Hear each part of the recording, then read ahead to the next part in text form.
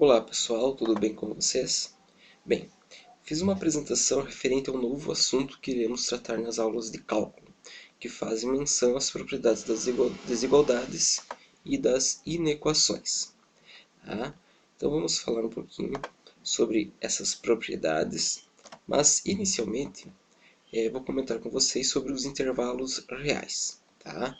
É um assunto que vocês já estão se deparando na lista 2, mas ele é muito utilizado dentro da disciplina de cálculo. Até mesmo eu diria que o cálculo ele poderia até mudar de nome. Não precisaria ser cálculo diferencial integral 1. Seria cálculo em intervalos. Ok? Bem, sejam A e B números reais, com A menor ou igual a B, os 9 subconjuntos dos números reais abaixo definidos são denominados intervalos.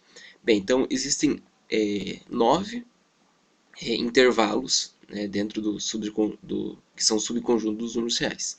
O primeiro deles é A e B fechados, com extremos fechados, essa é a notação de intervalo, tá? Que também pode ser escrita na forma de conjunto. X pertence aos números reais, tal que x é maior ou igual que A, menor ou igual que B. Tá? Intervalo aberto, em alguns livros, principalmente o livro de Leitoude, tá? Ele utiliza essa notação quando é intervalo aberto. Quando é intervalo de extremos fechados, ele utiliza o colchetes. Quando é intervalo aberto, ele usa o parênteses. Tá? Já vou explicar mais à frente certos problemas que esse tipo de notação ele acarreta, tá? Bem, então, x pertence aos números reais, tal que x é maior do que A e menor do que B, tá? Fechado em A, aberto em B, aberto em A, fechado em B, tá? São exemplos de intervalos que têm seus dois extremos, tá? Tanto extremo à direita como extremo à esquerda.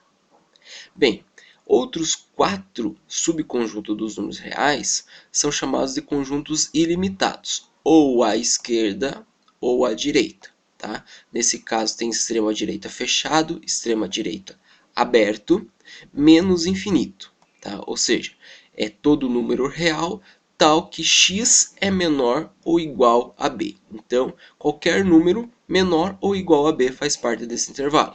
Aqui nesse apenas os menores do que b, nesse maiores ou iguais a A ou maiores do que A. Tá?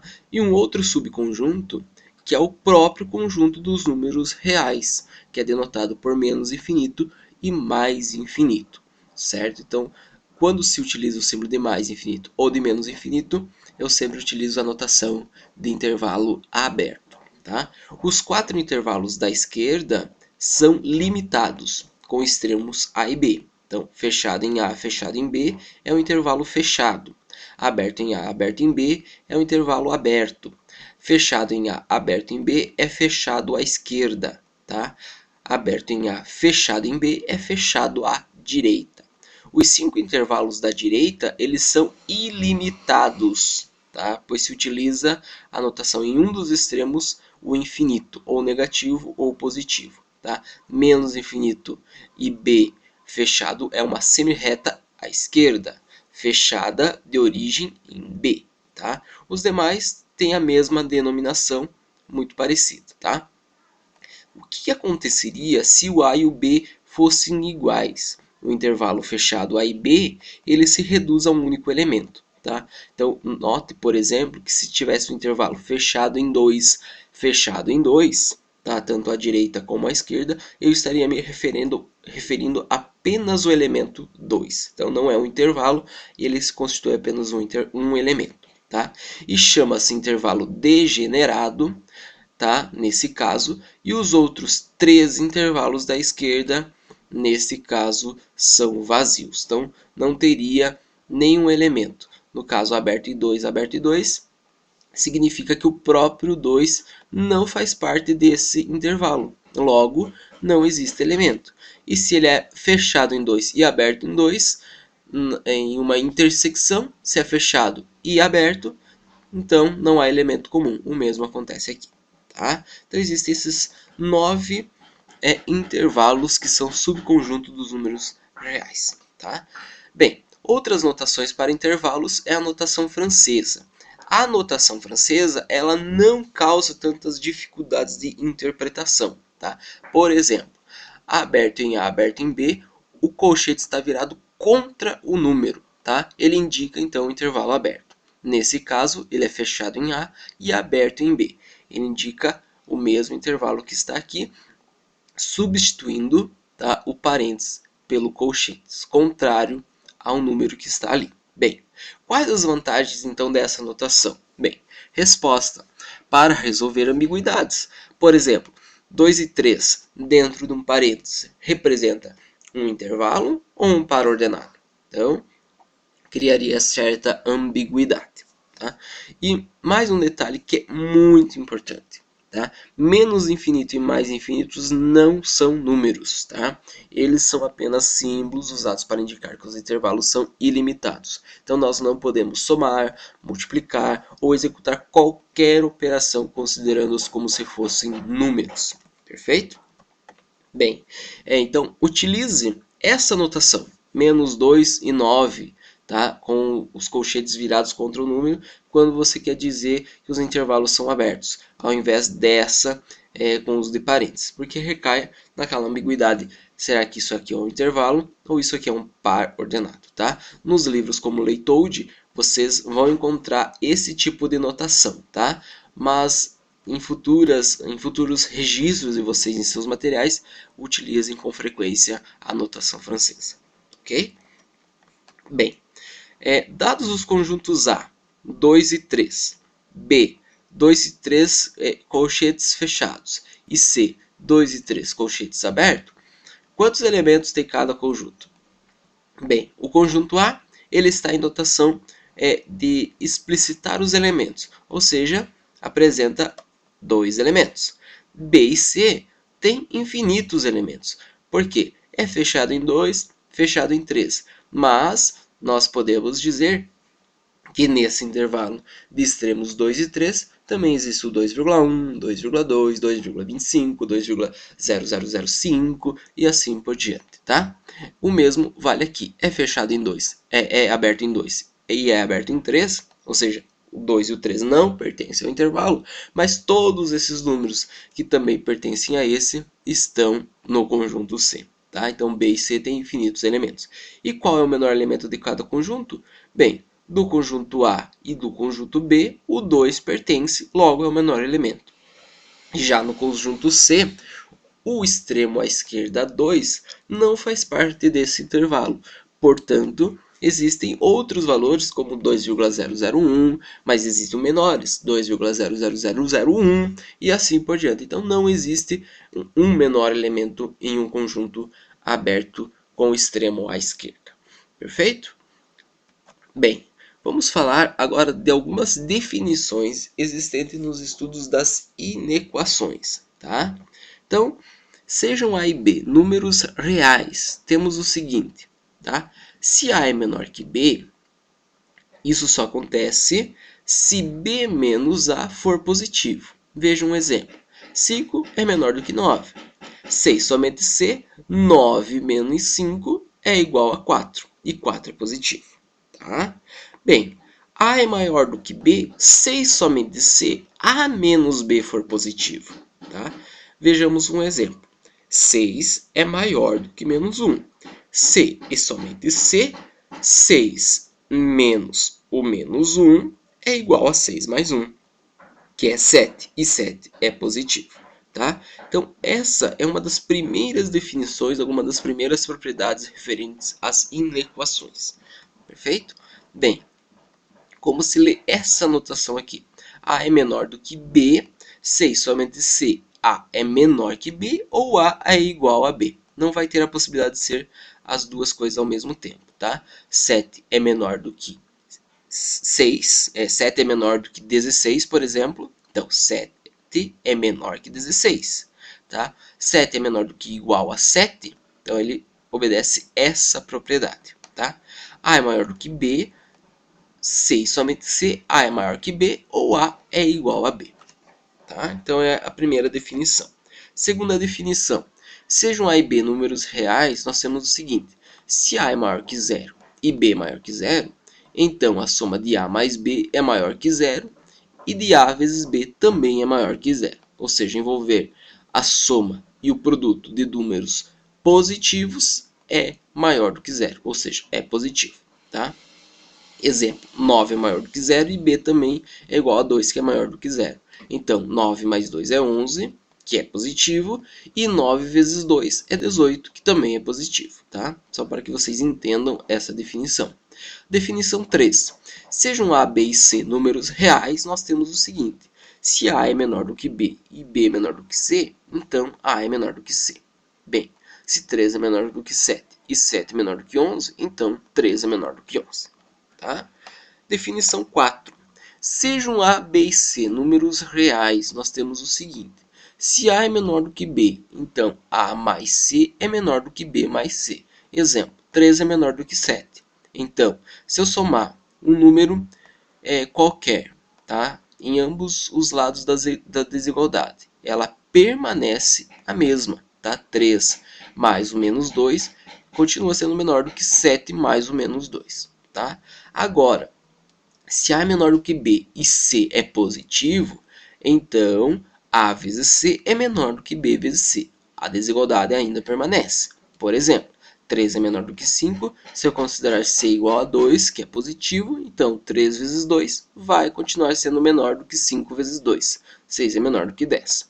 Agora, se eu estiver usando um C negativo ao multiplicar ambos os lados da desigualdade, eu tenho o seguinte. 3 é menor do que 5. E se eu considerar menos 4 o C, então vai ficar 3 vezes menos 4 maior do que 5 vezes menos 4. Ou seja, mudou a direção do sinal da desigualdade. Implica em menos 12 ser maior do que menos 20. Tá? Então, sempre que eu multiplicar uma desigualdade por um número negativo, inverte-se o sinal da desigualdade. Bem, vamos resolver agora algumas inequações, tá? 2x menos 7 é menor do que igual a 5x mais 23. Vamos utilizar as propriedades das desigualdades vistas nos slides anteriores, tá? Então, vou somar 7 em ambos os lados, tá? E diminuir menos 5x em ambos os lados. Nesse caso, vai ficar menos 3x menor ou igual a 30. Note que o x está negativo, eu vou multiplicar os membros por menos 1 para alterar o sinal. Só que ao aplicar esse produto e olhar para a definição 4, nós temos que inverter o sinal da desigualdade. Então vai ficar 3x maior ou igual que menos 30. Então, x é maior ou igual que menos 10, 30 divididos por 3. Podemos escrever a solução usando intervalos, menos 10 fechado até o mais infinito. Tá? Qualquer número maior ou igual do que menos 10. Vamos fazer uma análise desse resultado. Como nós sabemos que a resposta é x maior ou igual a menos 10, tá? Vamos utilizar alguns valores que sejam maiores ou iguais a menos 10. Por exemplo, o menos 10 e o menos 5. Substituindo 2 vezes menos 10, menos 7. Vou substituir o x aqui na equação, tá? Menos 10. Fazendo as contas, do lado esquerdo dá menos 27 e do lado direito menos 27. É verdade, porque é menor ou igual. Tá?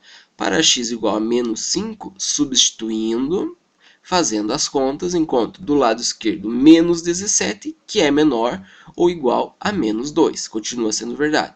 Utilize agora valores que não fazem parte desse conjunto de solução e verifique o que acontece. Por exemplo, x igual a menos 12. Tá? Eu quero valores que sejam maiores ou iguais a menos 10, não menores, como é o caso do menos 12. Substituindo por menos 12 aqui na desigualdade, nesse x e nesse x, do lado esquerdo eu encontro menos 31 e do lado direito menos 37. Perceba que o sinal da desigualdade está errado, eu não consigo escrever essa relação, porque menos 31 é maior do que menos 37, logo é falso. Utilize um valor bem próximo da solução, um pouquinho maior, tá? Um pouquinho menor no caso, menos 10,2. Substituindo, tá? Encontramos do lado esquerdo menos 27,4 e do lado direito menos 28. Também é uma desigualdade falsa, porque menos 27,4 é maior do que ou igual a menos 28, tá? Então, na legenda, no azul eu usei valores que fazem parte da solução e no vermelho os valores que não fazem parte da solução, apenas para que nós compreendêssemos essa questão. Tá? Bem, vamos agora resolver uma inequação quociente. Tá? O que é uma inequação quociente? É a divisão de duas expressões. Então, no numerador eu tenho menos x mais 7 e no denominador eu tenho 4x mais 8. Tá? Nós vamos dar o nome a essas expressões de funções, para questões práticas de cálculo. Tá? Nós vamos adotar elas como funções e vamos trabalhar alguns conceitos para podermos solucionar esse tipo de inequação. Bem, quando nós estamos resolvendo uma equação, tá, que apenas apresenta um sinal de igualdade, nós costumeiramente multiplicamos, tá, o que está no segundo membro pelo denominador da fração. Tá? Note que isso não é válido. Tá? Não é válido passar um termo multiplicando, como eu fiz aqui, 0 vezes 4x mais o 8. Tá? Eu restaria 0, né? 0 vezes qualquer número dá 0. Multiplicando ambos os membros por menos 1, inverteria o sinal da desigualdade, maior ou igual que menos 0, né? Por causa daqui do negativo do x. Logo, x seria maior ou igual a 7. Tá? Bem, será que a solução seria apenas os valores maiores ou iguais a 7? Não. Existem valores que não são contemplados quando eu faço esse passo aqui, que é proibido ser feito, ele não é válido. Tá? Por exemplo, o menos 3, que faz parte do conjunto de solução. Substitua aqui na equação, no x daqui e no x daqui, o menos 3. Fazendo as contas, eu encontro 10 sobre menos 3, que é igual a menos 3,3333 e assim por diante. É um número menor ou igual que zero. Então, ele faz parte da solução, tá? Mas ele não está sendo contemplado nessa notação. Bem, então vamos fazer uma análise diferente. Tá? Para resolver esse tipo de inequações, faremos uso das operações de interseção e união entre conjuntos e dos estudos do sinal de uma função. Por isso que nós vamos dar o nome daquela expressão que está no numerador e no denominador de função. Tá? Mas primeiro, devemos escrever a condição de existência sempre que estivermos falando de inequação quociente, tá? Que está relacionado ao denominador da fração. Então, quem é o denominador da fração? É o 4x mais 8. Tá? Então, o 4x mais 8 deve ser diferente de zero, tá? Porque não existe divisão por zero na fração. Então, logo, x tem que ser diferente de menos 2. Né? Se eu trocar aqui por menos 2, dá o zero que eu não quero. Então, x não pode ser menos 2. Bem, então, vamos considerar o numerador como sendo a função f de x igual a menos x mais 7. Tá? É uma função decrescente, pois o a é menos 1 e é negativo. Tá? Então, o que caracteriza uma função do primeiro grau ser decrescente? É o coeficiente angular, ou seja, o coeficiente a, aquele que está antes da variável x. Então, nesse caso, ele é negativo, a função será decrescente. E g de x é igual a 4x mais 8, que é uma função crescente, tá? Porque a é 4 e é positivo, o coeficiente angular é positivo. Tá? Encontrando os zeros da função, o que é encontrar os zeros da função? É quando cada função é igual a zero, ou seja, quando que o f de x é zero e quando que a g de x é zero. Então, resolvendo a equação, nós temos menos x mais 7 igual a zero, menos x igual a menos 7, tá? Eu multiplico por menos 1, x igual a 7. Eu estou trabalhando com uma equação do primeiro grau simples, tá? Então, x é igual a 7. Troco o x por 7, menos 7, mais 7 dá 0. Tá? Então, f de x, que é o y, né? Ele deu 0 quando o x é 7. E a g de x? Quando que a g de x é 0? Quando que 4x mais 8 é 0? Quando x é igual a menos 2. Tá? Bem, encontrei os zeros da função. Então, da primeira, da f, o zero é o 7. E na segunda, o zero é o menos 2. Note que nesse exemplo aqui, eu tenho qualquer valor que seja menor ou igual. Então, o zero, x igual a 7, não tem problema ao substituir aqui. Tá? Aqui daria 0 divididos por qualquer número, ainda continua sendo 0. Pode ser 0, tá? Porque é menor ou igual a 0. Mas o denominador não pode ser 0. Ou seja, x igual a menos 7 não faz parte da solução. tá? Porque nós já vimos na condição de existência que ele não pode constituir parte da solução. Então, o que eu vou fazer? Eu vou traçar 3 retas, tá? Uma referente à função f, outra referente à função g e a terceira a solução, tá?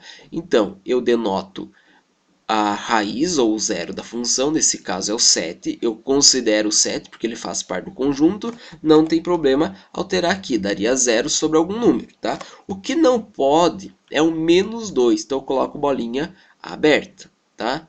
Então, bolinha aberta no 2 por causa da condição de existência, tá? Então, primeiramente, eu faço isso, eu denoto o zero e verifico se ele faz parte ou não. Se fazer parte não tiver problema de cálculo, bolinha fechada. Se tiver problema, bolinha aberta, tá? Bem, agora eu vou fazer a análise do gráfico. Na primeira, eu tinha f de x igual a menos x mais 7. A função, então, é decrescente. Eu sei que todo gráfico de uma função do primeiro grau é uma reta, tá? Então, ela é decrescente e na segunda, g de x igual a 4x mais 8. É uma função crescente, tá? Então, o comportamento da reta é assim. Bem, agora eu vou fazer a análise do sinal, tá? Note que a esquerda do 7, vou fazer a análise do sinal trecho por trecho, tá? Antes do ponto e depois do ponto, ou seja, antes do zero e depois do zero da função. Então, antes do 7, tá? Note que o gráfico está acima da linha, tá? Então, os valores são positivos, tá? E à direita, o gráfico está abaixo da linha, então os valores serão negativos, tá? Olhe para o segundo. Antes da linha, o gráfico está abaixo da linha, antes do ponto, né? Antes do ponto menos 2, o gráfico está abaixo da linha, então valores negativos. E depois da linha acima, o gráfico está acima, tá? Então, positivo. Tá? Bem, agora eu vou fazer a análise do sinal realizando o jogo dos sinais. Então, queremos os intervalos em que menos x mais 7 sobre 4x mais 8 é menor ou igual a zero. Ou seja, é negativo ou zero. Quando é zero, nos pontos que as bolinhas estão fechadas. No 7, aqui o menos 2 é aberto, então não fará parte da solução. Bem, fazendo o jogo de sinal, positivo com negativo, negativo, tá? Nesse trecho, positivo com positivo, positivo. Nesse trecho, negativo com positivo, negativo, tá? Vamos olhar novamente. A esquerda do 7 é tudo positivo, a direita do 7 é tudo negativo. A esquerda do menos 2 é negativo, a direita do menos 2 é tudo positivo. Então, fazendo o jogo de sinal, positivo com negativo antes do menos 2, então tenho esse sinal acima e esse sinal abaixo, negativo. Positivo e positivo, positivo entre menos 2 e 7. E à direita do 7 eu tenho negativo em cima, positivo embaixo, negativo. Tá?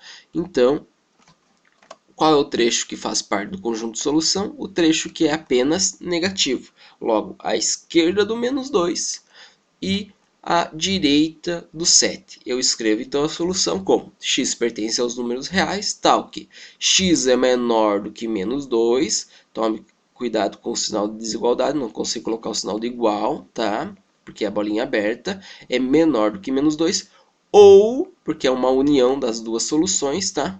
Ou x é maior ou igual que 7. Nesse caso, o igual permanece porque tem bolinha fechada.